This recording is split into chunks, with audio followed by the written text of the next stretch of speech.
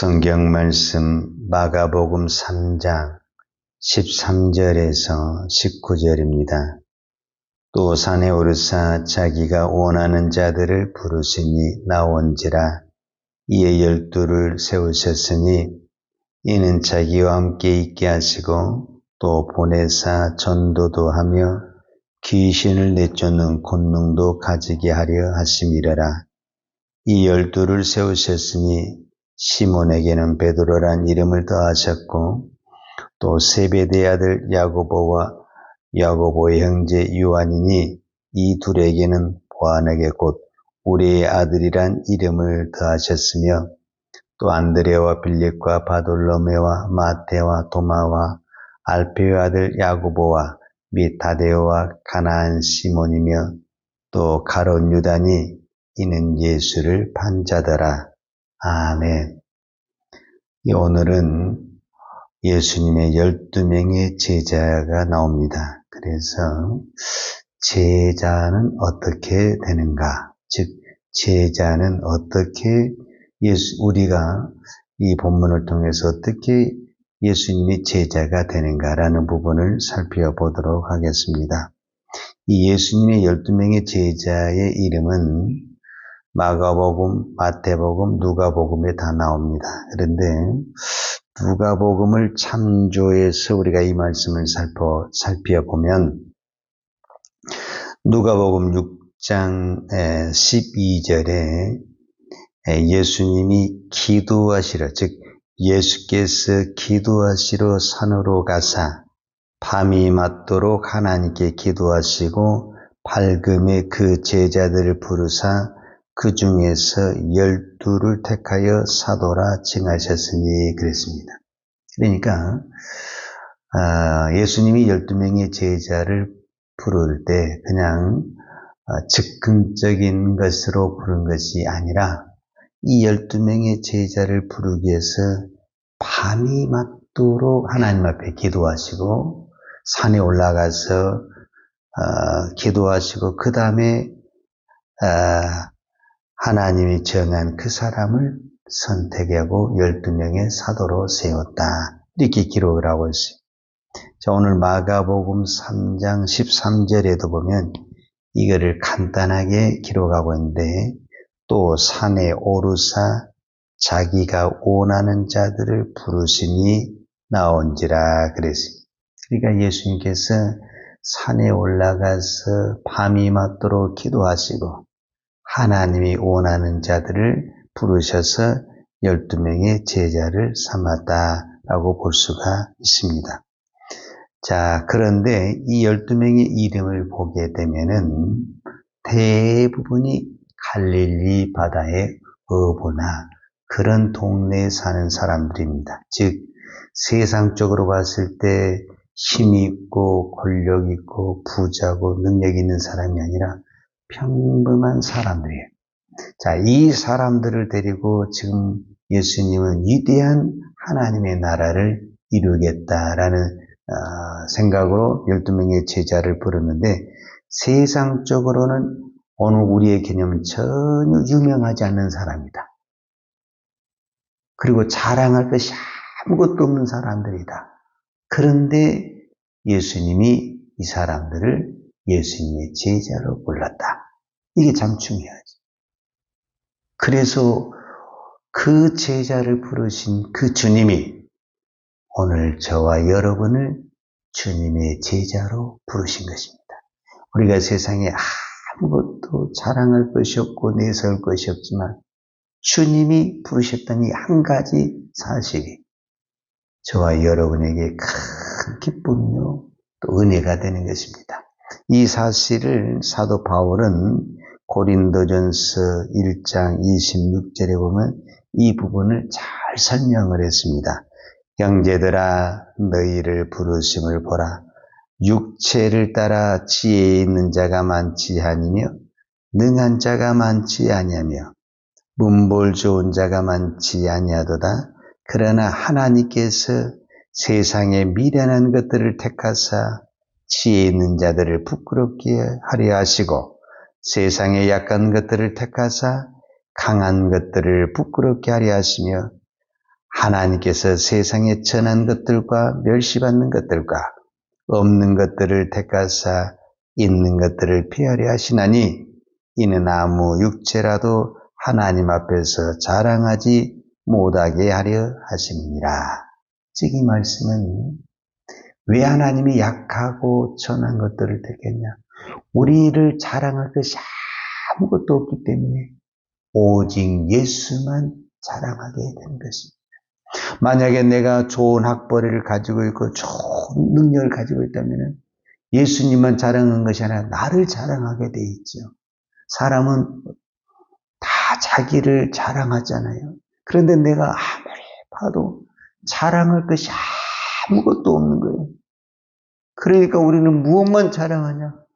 예수만 자랑하는 겁니다. 바로 예수님의 제자의 기준은 뭐냐면은 오직 예수만 자랑할 수 있는 사람이 제자가 되는 것입니다. 세상의 것을 자랑하고 자기의 실력을 자랑하는 사람은 세상에서는 인정을 받을지는 몰라도 예수님에게는 인정을 받을 수가 없고 쓰임을 받을 수가 없습니다. 오늘 제자들의 이름, 이 제자들의 모든 사람들이 바로 그런 사람이었다는 것을 볼 수가 있습니다. 자, 그러면 오늘 이 새벽에 누가 제자가 될 수가 있는가라는 부분에 대해서 간단하게 정리를 해보겠습니다.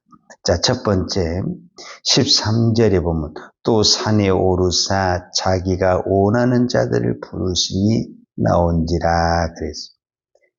우리가 예수님의 제자가 될 수 있는 첫 번째 조건이 뭐냐면 예수님이 부르셔야 됩니다. 내가 목사가 되고 이렇게 해서 목사가 되는 것이 아니고 첫 번째가 뭐냐면 주님이 부르셔야 됩니다. 이 12명의 제자 중에 누구도 내가 제자가 되겠습니다. 이렇게 말하는 사람이 한 명도 없습니다. 다 예수님이 나를 따르라. 이제 너희로 사람을 낚는 어부가 되게 하리라. 이렇게 주님이 부르신 그 사람이 예수님의 제자가 되는 것입니다. 그 다음에 두 번째가 뭐냐 하면 14절에 보면 이에 12를 세우셨으니 이는 자기와 함께 있게 하시고 또 보내사 전도도 하며 그랬습니다. 자, 예수님이 불렀어요. 12명의 제자를 불렀어요. 그 다음부터서 이제 우리 식으로 말하면은 예수님이 그 12명을 제자 훈련을 시키는 겁니다. 제자 훈련을. 근데 제자 훈련을 어떻게 시키느냐? 오늘날 각 교회가 막 성경 공부를 하는 식으로 제자 훈련을 시키는 것이 아니라 오늘 중요한 단어 14절에 이에 12를 세우셨으니 이는 자기와 함께 있게 하시고 즉 예수님과 함께 밥을 먹고 잠을 자고 이 생활을 하는 겁니다. 이것이 곧 무엇이다? 제자 훈련이다라고 말을 하는 것이죠. 그러니까 제자 훈련의 가장 핵심이 뭐냐면은 함께 있는 것입니다. 누구와? 예수님하고 함께. 이 3년 동안 예수님하고 먹고 살고 이 훈련을 받은 제자들이 그 다음에 예수님이 보낸 곳, 예수님이 파송한 곳에 가서 실제적으로 예수님이 살아계실 때 했던 그 일을 하는 것입니다. 즉 예수님은 지금도 우리를 제자로 부르십니다. 예수님이 이 땅에 오실 때에는 실제적으로 제자를 부르셔서 같이 먹고 잠을 잤습니다. 그러나 지금은 예수님이 하늘나라에 계셔서 우리에게 무엇을 보내주냐면 성령님을 보내주셨습니다. 그래서 예수님이 오늘 또 우리를 부르셔서 우리 안에 성령님을 모신 그 사람은 이제 성령님과 함께 사는 것입니다. 이것이 제자훈련입니다. 그래서 제자훈련이라는 것은 뭐냐면 함께 사는 것입니다. 그 함께 사는 곳에 가장 적은 단위가 어디냐면 가정이고 교회고 직장이고 사회입니다. 이 모든 곳에 다 누가 있냐면 좋은 사람만 있고 내가 원하는 사람만 있는 것이 아니라 힘든 사람, 불편한 사람, 내가 미워하는 사람, 원수 같은 사람이 있습니다. 거기서 같이 사는 것 그 자체가 무엇이냐? 제자 훈련이라는 것입니다. 왜냐하면 예수님도 그랬거든요. 예수님이 원하는 사람을 부르는데 오늘 성경의 마지막 쪽에 꼭 강조한 단어가 뭐냐면은 가룟 유다니 이는 예수를 판 자더라 이렇게 말을 했어요. 즉 이 말은 무슨 말이냐면은 예수님이 원하는 제자들을 불렀는데 그 중에 누가 있었냐면은 자기를 배신할 사람, 나를 팔 사람이 있었다라는 거예요. 근데 그 사람하고 내가 3년 동안 같이 사는 그것이 제자 훈련이라는 겁니다. 근데 오늘날 많은 사람들이 이 공동체를 자꾸 벗어나려고 그러는 거예요. 그러면 우리는 훈련이 안 됩니다. 왜 하나님이 가정이라는 것, 이 교회라는 것, 이 직장이나 사회를 만들어서 우리를 그곳에 보내냐면 거기가 바로 우리의 제자 훈련의 장소라는 것입니다.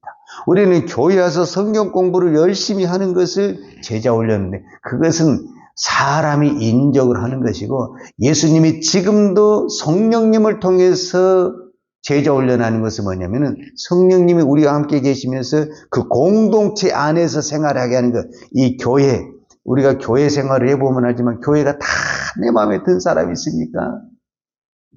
그렇지 않습니다. 그런데 거기서 내가 같이 사는 것입니다. 같이 믿음의 길을 가는 것입니다. 그것이 무엇이다? 제자 훈련이다. 이렇게 이야기할 수가 있습니다. 마지막으로 하나만 더 살펴보면은 14절에 이에 12를 세우셨으니 이는 자기와 함께 있게 하시고 그 다음에 이제 함께 있는 그 훈련이 끝나면 또 보내사 전도도 하시며 그랬어요. 마지막에 예수님이 제자로 부르시고 훈련하신 최종적인 목표가 어디 있느냐? 보내기 위해서 있다라는 거예요. 보내기 위해서. 그럼 우리가 열심히 훈련을 받았어요. 그 다음에 최종적인 목적은 어디냐면 보내는 것입니다. 이 보낸다라는 것은 어떤 의미를 가지고 있냐면은 어디 장소를 간다라는 거거든요. 어디 장소에 가서 무슨 일을 한다는 거예요. 근데 그것을 내가 결정하는 것이 아니라 누가 결정하느냐? 나를 부르신 분이 결정한다라는 거예요. 어디를 가라, 무슨 일을 해라. 이거는 내가 결정하는 것이 아니고 나를 부르신 분이 너는 거기를 가라, 거기 가서 이 일을 하라. 그러면 거기 가서 그 일을 하는 거예요. 그것이 무엇이냐? 제자라는 겁니다. 제자. 예를 들자면 사도행전에 보게 되면 사도행전에 7 집사를 예수님이 부르십니다. 즉 성령님이 교회 7 집사를 부릅니다. 그리고 그 7 집사 중에 가장 먼저 잘하는 대로 스데반이 순교를 합니다. 그러면 그 스데반이 순교를 할 때 스데반이 그 순교의 자리를 가고 싶어서 간 것이 아니라 그 스데반을 부르신 그분이 너는 순교의 자리에 가라! 그러면 가야 된다라는 겁니다. 왜? 나를 부르신 분이 이미 그 부르실 때부터 무엇을 생각하고 있었냐면 너는 어디를 가라! 그러면 그 자리에 있는 겁니다. 그 자리가 때로는 죽음의 자리도 수 있고 감옥의 자리일 수도 있고 또 영광의 자리, 또 세상에 좋은 자리도 있을 수 있지만은 그건 사람마다 다 다른 것입니다. 내가 지금 어디를 가든지 간에 나는 주님이 보냈다. 그래서 그 주님이 보낸 그 자리에서 자리를 지키는 그것이 뭐냐? 제자다. 이렇게 말씀하고 있는 것입니다. 그런데 많은 사람들이 부르심을 받고 훈련받은 것까지는 하는데 보내면 안 가버려요. 그리고 자기가 원하는 대로 가버리고 자기가 원하는 것을 해버립니다. 그래서 제자 훈련이 마무리가 안 되는 거예요. 오늘 우리가 이 새벽에 기도하는 것은 주님이 나를 부르시고 훈련하셔서 주님이 가라고 하신 그 자리에 가서 내 사명을 감당하기 위해서 그것은 내 힘으로 하는 것이 아니라 내 안에 계신 성령님이 인도하는 대로 성령님이 말씀하신 대로 내가 암언하며 순종하며 달려갈 수 있는 그것이 진정한 제자 도의 완성이다라고 말할 수 있습니다. 오늘 이 새벽에 기도할 때 그 힘과 능력을 받아서 오늘 또 있으라는 그 자리를 감당하는 주의 참다운 제자가 되기를 축복합니다. 기도하겠습니다. 하나님 아버지 감사합니다. 오늘도 나를 불러주신 아버지 감사합니다. 주님이 오늘도 이 새벽에 기도의 자리에 부르신 것은 기도하라고 부르신 줄로 믿습니다. 오늘도 믿음으로 기도한 것을 주께서 들으시고 은혜 베풀어 주시며 응답하여 주옵소서. 오늘도 주님이 나를 부르신 것은 주님이 있으란 그 자리에 하나님 보내기 위해서 나를 부르신 줄로 믿습니다. 내 인간적으로 부족하고 연약한 것이 많이 있지만 모든 것은 주님이 하신 줄로 믿습니다. 나는 있으란 그 자리에 있기만 하면 주님이 은혜 주시고 주님이 능력 주시고 주님이 힘도 주시고 하늘의 권세도 주실 줄로 믿습니다. 오늘도 이 믿음으로 제자의 사명을 감당하는 주의 종들 되게 하여 주옵소서. 예수님의 이름으로 기도하였습니다. 아멘. 요한은 내게 복을 주시고 너를 지키시기를 원하며 요한은 걸굴로 내게 비추사 은혜 베푸시기를 원하며 요한은 걸굴을 내게로 행하여 드사 평강 주시기를 원하노라. 이제는 우리를 위하여 십자가에 돌아가신 우리 주 예수 그리스도의 은혜와 아버지 하나님의 극크신 사랑과 성령님의 풍성한 은혜가 오늘도 부르심의 소명을 따라 우리가 오직 아멘으로 순종하며 제자의 길을 달려가기를 원하는 사랑하는 주의 종들 머리머리 예와 이 나라 이 민족과 한국 교회 위에 온 열방의 이 생명의 복음을 증거하는 선교사님들 예와 사랑하는 주의 자녀들 머리 위에 이제부터 영원토록 함께 있을지어다. 아멘.